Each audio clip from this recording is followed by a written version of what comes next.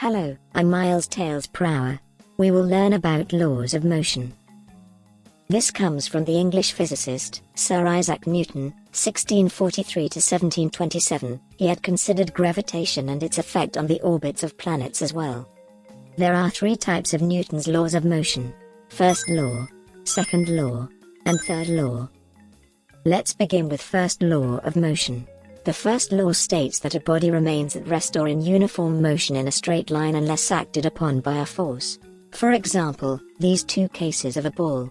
The ball remains stationary, represents the first case, and the ball remains in motion, represents the second case. Next, the Newton's second law of motion. The acceleration of an object is dependent upon two variables, the net force and the mass of the object. For example, the grocery cart you have seen in every supermarket. You fill a lot of items on it. If the grocery cart is too heavy with loaded items, it is difficult to push forward, it accelerates slower. Finally, the third law of motion. For every action, there is equal and opposite reaction. For example, the Newton's cradle using a series of swinging spheres.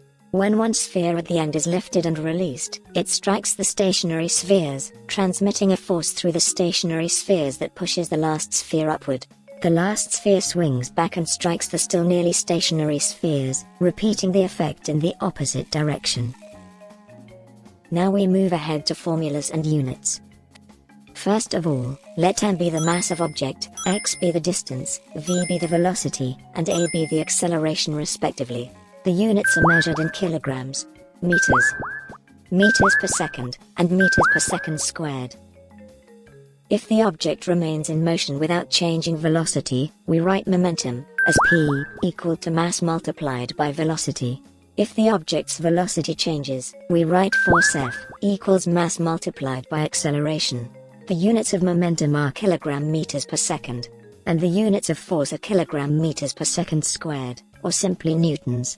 So we'll see you in the next part. Like, comment, and subscribe now.